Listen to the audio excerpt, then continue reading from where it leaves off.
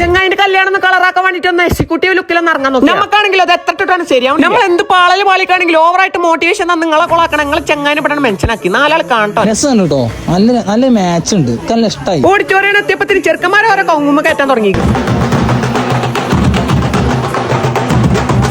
കേട്ടറിങ്ങാരനല്ല, അതാണ് നമ്മളെ കല്യാണ ചെറുക്കൻ. ഓട്ടപ്പ് രണ്ടാൾപ്പം പുടിച്ചിക്കാൻ വേണ്ടിട്ട് കല്യാണ ചെറുക്കന് കണ്ണാടി ഒന്നും മാറ്റി. ചെറുക്കനാണെങ്കിൽ അപ്പൊ ഓലേക്കാളും വലിയ മോട്ടറായി. അങ്ങനെ സ്റ്റേജ് കയറില്ല മോട്ടറാവല് തുടങ്ങി.